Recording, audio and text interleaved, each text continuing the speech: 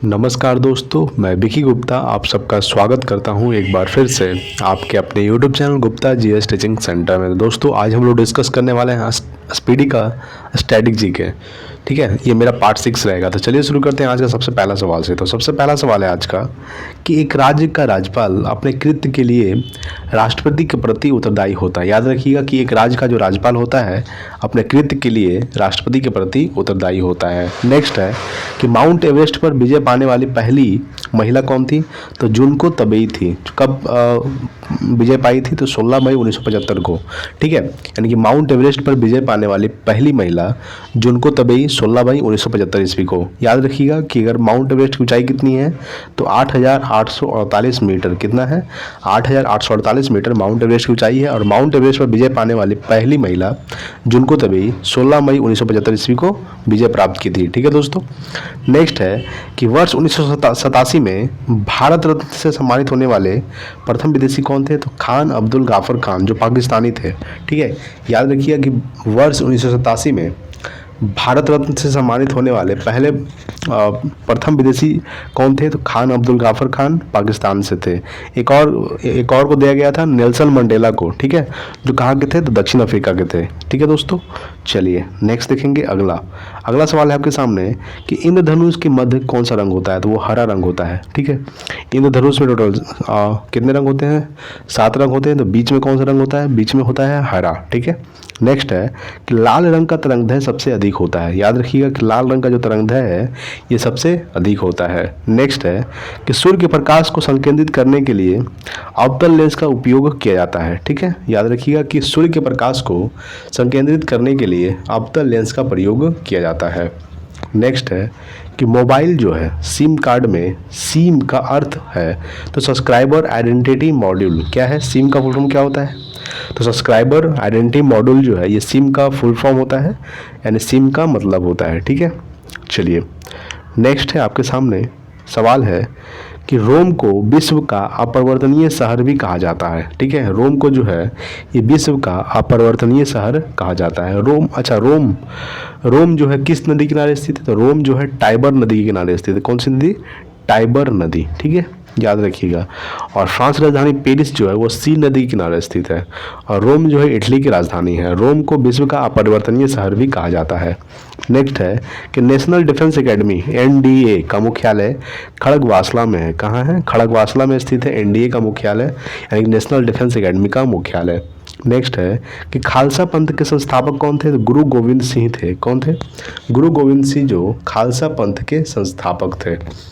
Next देखेंगे कि पुरुषों में रक्तहीनता यानी कि एनीमिया विटामिन B12 की कमी से होता है। किससे होता है? विटामिन B12 की कमी से होता है रक्तहीनता, जिसको हम लोग एनीमिया बोलते हैं। ठीक है, देखिए विटामिन B12 का रासायनिक नाम क्या होता है? साइनोकोबालामिन विटामिन B12 का रासायनिक नाम होता है।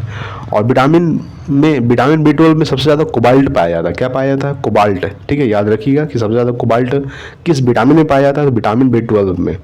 और विटामिन B12 का रासायनिक नाम होता है साइनोकोबालामिन। ठीक है, चलिए नेक्स्ट देखते हैं अगला सवाल है कि महाराणा रंजीत सिंह के राज्य की राजधानी लाहौर थी।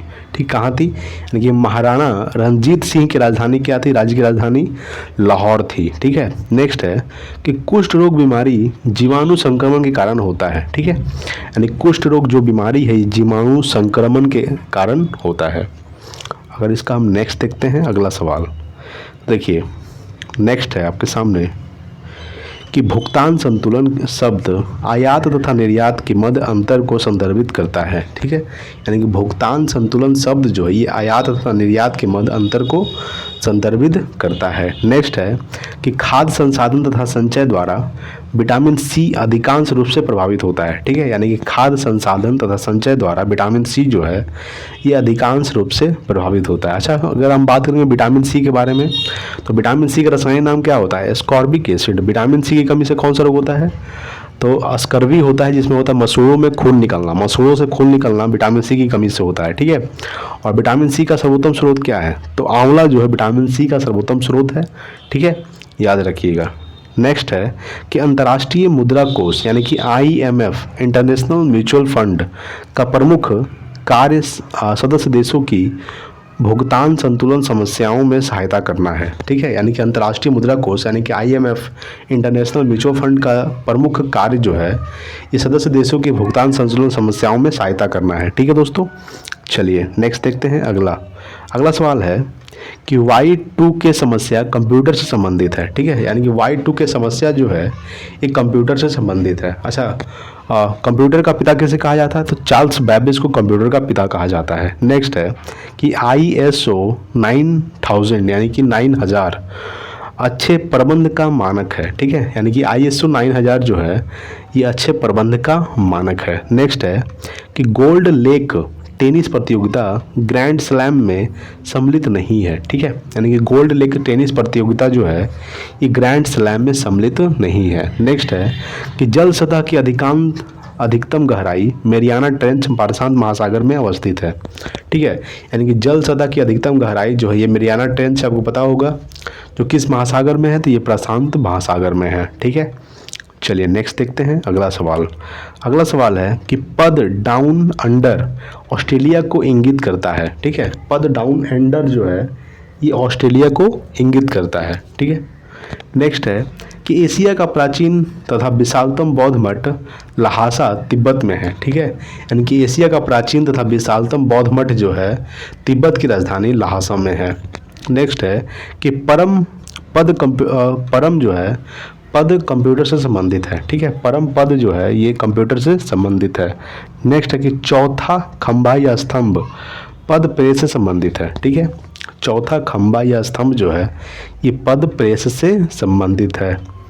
नेक्स्ट है कि ओजोन सूर्य की पराबैंगनी किरणों से पृथ्वी की रक्षा करती है। ठीक है, ओजोन जो है सूर्य से आने वाली पराबैंगनी किरणों को ये पृथ्वी की क्या करती है? तो बचाती है, बचाव करती है, रक्षा करती है। नेक्स्ट है कि क्राय एक संगठन है जो बहिष्कृत बच्चों के कल्याण से संबंधित है। ठीक है, क्राय एक संगठन है जो बहिष्कृत बच्चों के कल्याण से संबंधित है।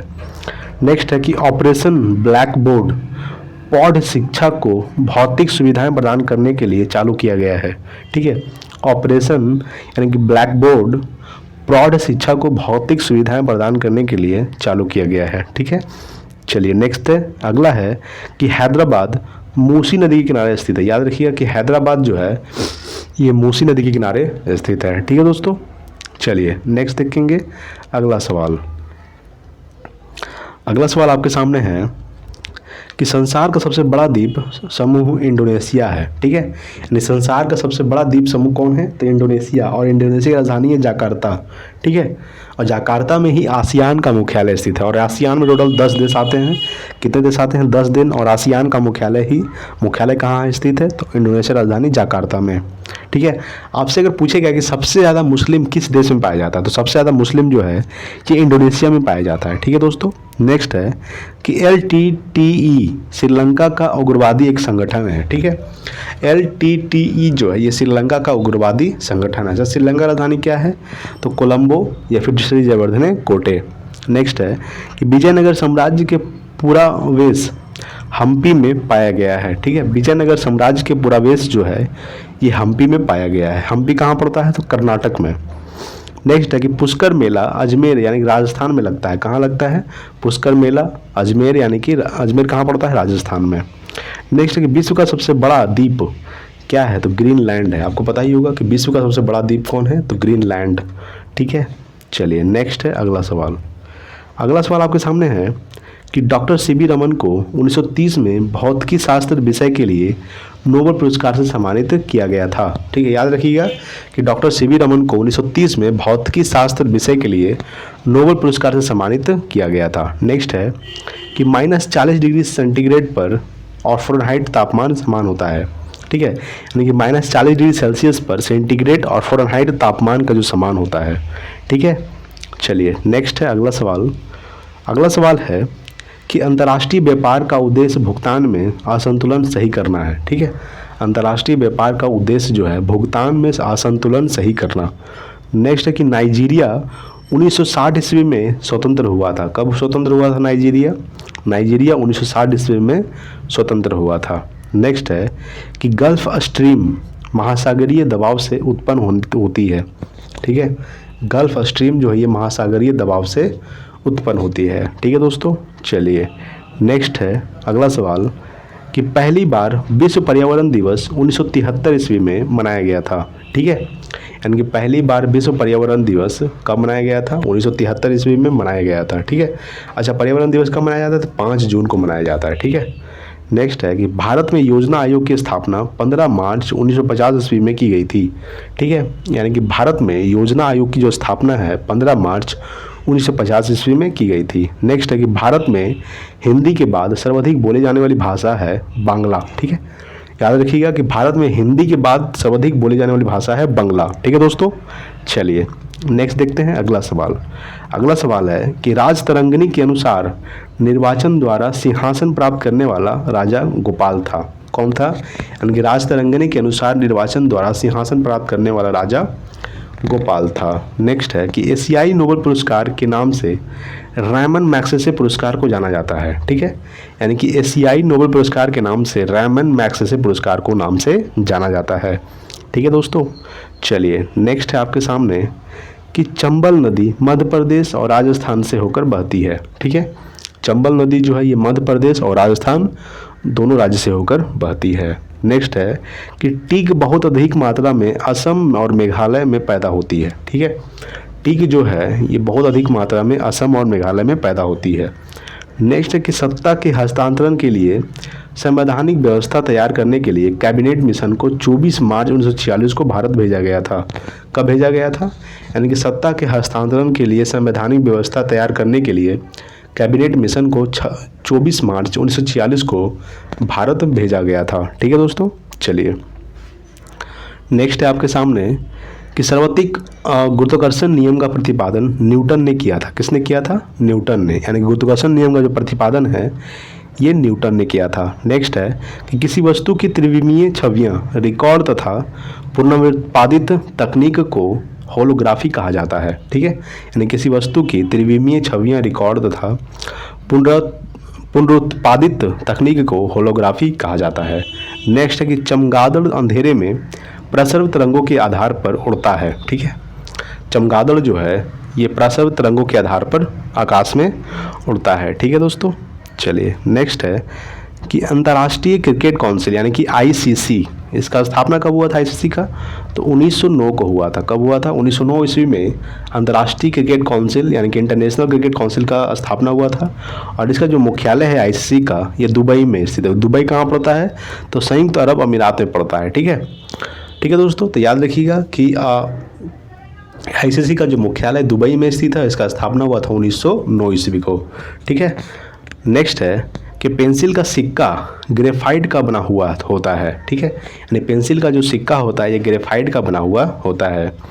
नेक्स्ट टाइफाइड बीमारी जीवाणु के कारण होता है। ठीक है, टाइफाइड जो बीमारी है किसके कारण होता है? जीवाणु के कारण। नेक्स्ट है कि भारत महोत्सव की शुरुआत 1982 ईस्वी में हुई थी। कब हुई थी? यानी कि भारत महोत्सव की जो शुरुआत हुई थी ये कब हुई थी? 1982 ईस्वी को। ठीक है दोस्तों, चलिए नेक्स्ट देखते हैं अगला सवाल। देखिए आपके सामने अगला सवाल है कि एनसीसी की स्थापना 15 जुलाई 1948 ईस्वी को हुई थी। कब हुई थी एनसीसी की स्थापना? 15 जुलाई 1948 ईस्वी को।